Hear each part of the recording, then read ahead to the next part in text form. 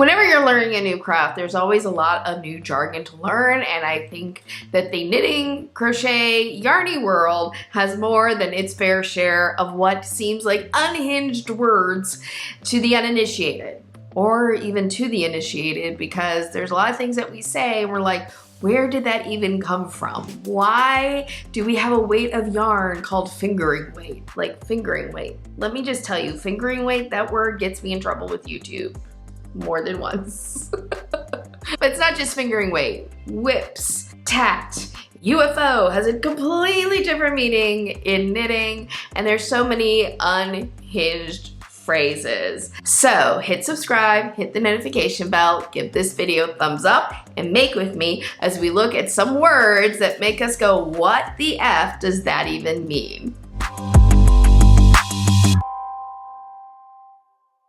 So project today, as we have our fun little make with me session, is I'm actually gonna be working on a swatch. I know, not terribly interesting, but it is the beginning of a journey. My daughter has been watching me knit a sweater the last month and a half, and ever since I started this sweater, she's like, Mommy, can you make me a sweater? And how can I deny my child a hand knit sweater from her mom?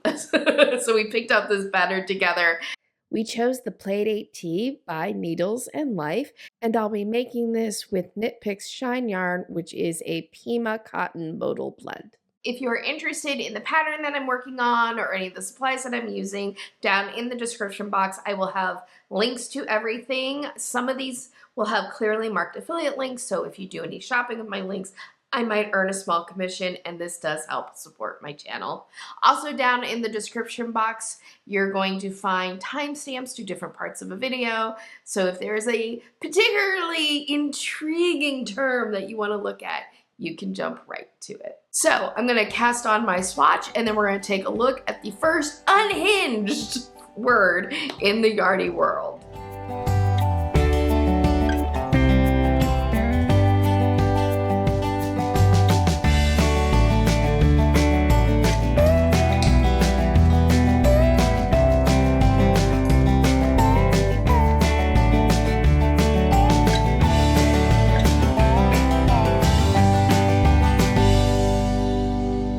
We are ready, and I've knit a couple of just rows flat, and now I'm going to start doing a simulated swatch in the round. I have a whole video on how to do this technique so that when you're swatching, you can get an accurate gauge swatch for projects in the round. The pattern I'm using calls for DK weight yarn, which leads to my very first unhinged phrase that I think can be very confusing for the uninitiated, and something like once you learn, maybe you don't think a lot about, but is something I definitely think a lot about, which is the term yarn weight. So when you're a beginner and you first hear the word yarn weight, you might be thinking, oh, okay, yeah, that makes sense. Because you read the ball band information and it says 50 grams. So 50 grams, that must be the yarn weight. No, no, no, no. That is not its yarn weight. That is the weight of the ball of yarn, and it's an indication of how much yardage might be in that ball. But when we talk about yarn weight, we're actually describing the thickness of the yarn. What? Why would we do that? Why do we refer to the thickness of the yarn as a yarn weight? I'm gonna be honest, I did a lot of Googling on this, and I never really got what I felt like was a really clear answer. One source I did find from the Roving Crafters said that way back in ye olde medieval times, yarn was classified by its weight per yard. So 1 yard of a yarn had a specific weight to it, and therefore it was called yarn weight. So yeah, this terminology has just been handed down to us from hundreds and hundreds of years ago, and we still to this day refer to yarn weight when we're talking about the thickness of that yarn. Since we're talking about yarn weights, let's just go ahead and get this one out of the way, because I think as soon as this topic comes up, this is the term that everybody goes, why do we say this? At least here in the US. which is fingering weight yarn. Who thought it was a good idea to describe a yarn thickness as fingering weight? So fingering weight yarn is a light weight of yarn, meaning it's a fairly thin yarn. It's thicker than lace weight. It is lighter than sport or DK weight yarn. It is often the weight of yarn that we use for knitting socks, which is why more and more you're seeing this yarn referred to as sock weight, because I think fingering weight kind of gets us in trouble with the internet sometime. Like, I have had videos on YouTube temporarily didn't monetize. They thought I was an adult channel instead of a knitting channel for adults. Fingering weight comes from the French term fine-grain. I hope I'm pronouncing that correctly. I was not pronouncing it correctly. It's pronounced more like fine-grain. What can I say? I'm an American English speaker. So a fingering weight yarn was a fine grain of yarn. When you find out the answer, it's like, oh, okay, I kind of see where that comes from. It's actually an example of English speakers speaking French badly.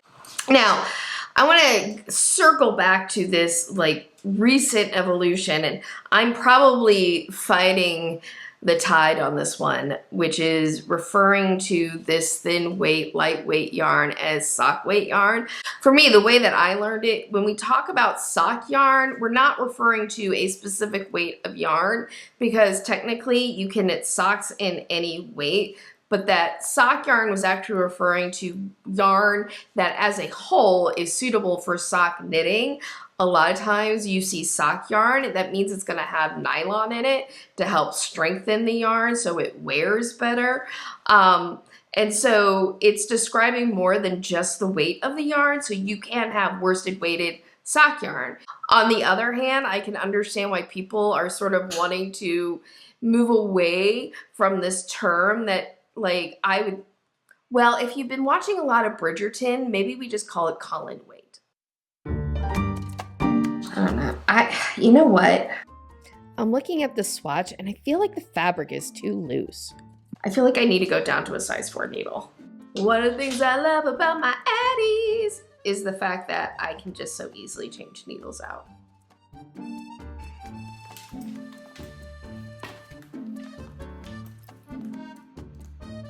Like, boom! No extra tool needed to tighten it down. It's all secure.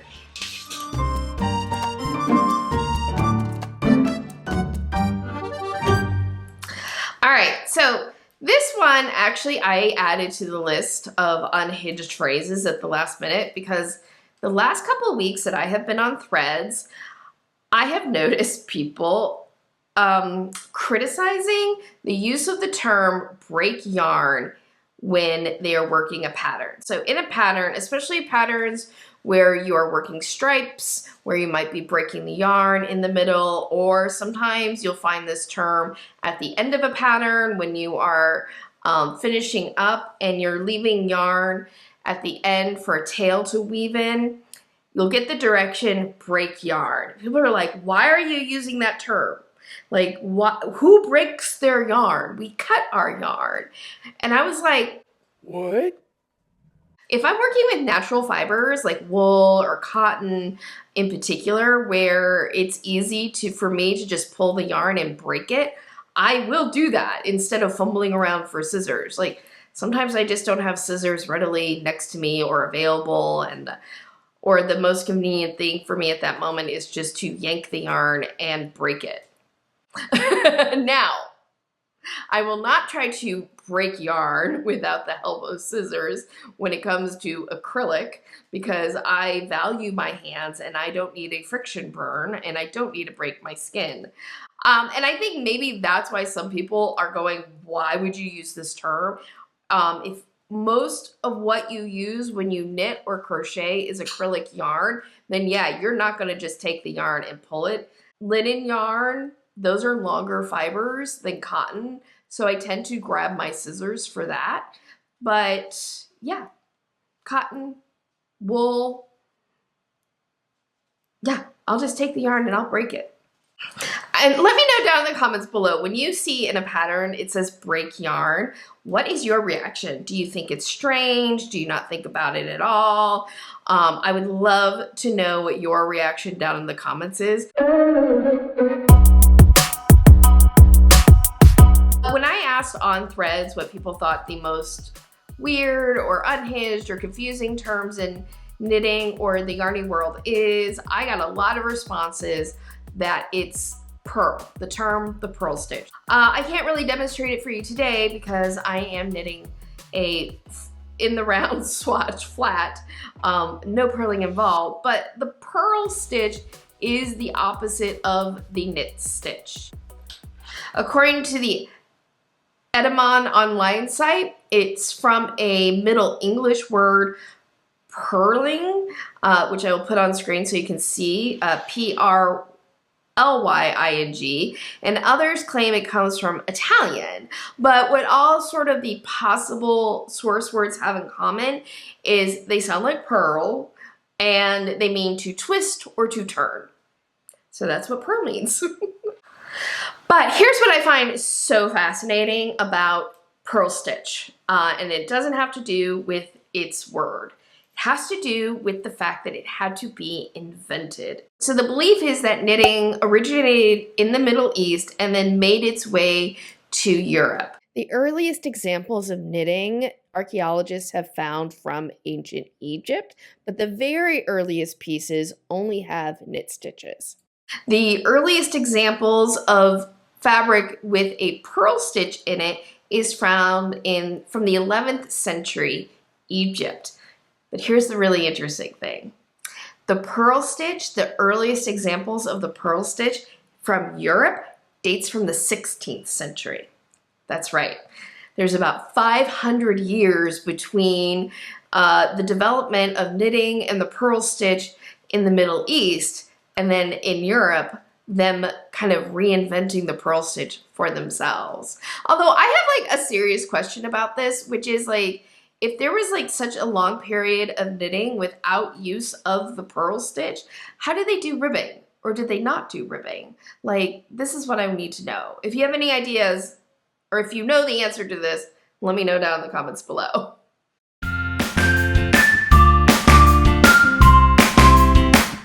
I remember I was at the West Hollywood Stitch and Bitch and somebody was talking about how they needed to frog their work. I was so confused. I had no idea what they were talking about, and I just had to admit my ignorance as a beginner knitter and ask, like, what is frogging? And they explained, oh, it's unraveling your yarn, and it's called that because you have to rip it, rip it, rip it, and that sounds like ribbit, ribbit, ribbit, and thus you get frogging. And yeah, it is a cutesy term. And let's be honest, knitting is sort of full of, I think, kind of cutesy, fun abbreviations and terminology that we use in the yarny world that leave the outsiders flummoxed. Let's see, tink. Let's talk about tink. You can tink back.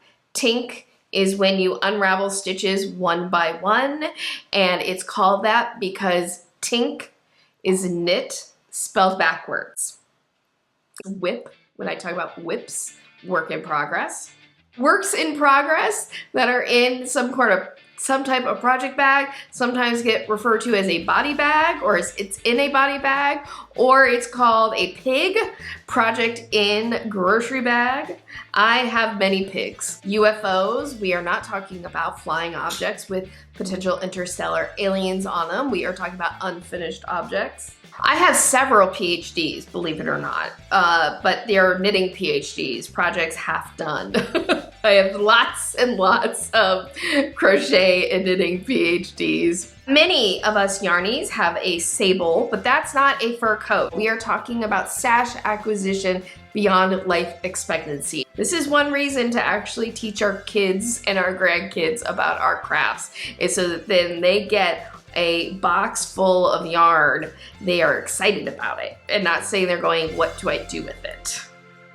Okay, so I have made really good progress, I think, on my swatch. I did switch needle sizes partway through, which is what this purl ridge is about, and I think the size 4 is much better, and I think the size 4 is what I'm going to need for this project, but I won't know until I finish the swatch. I wash it, I block it, and I give it a hang test. And if you're like, what is all of that? Guess what? Yes, I do have a video I will plug about how to make accurate gauge swatches. I will link it up here and down in the description box below.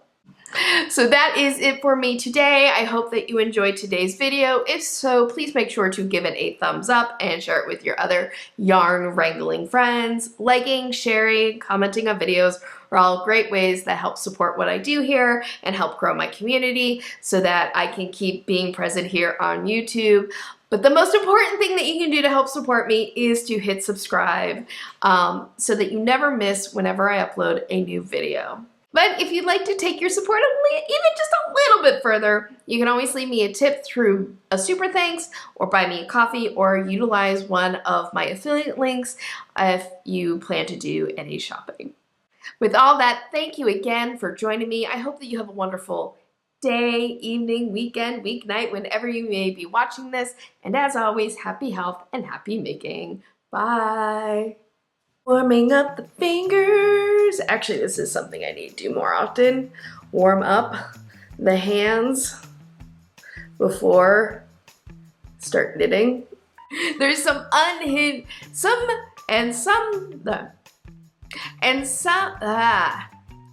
and I think that the yarny world has more than its fair share of terms that seem right down. All right, so got my couple rounds, a couple of just flat rows.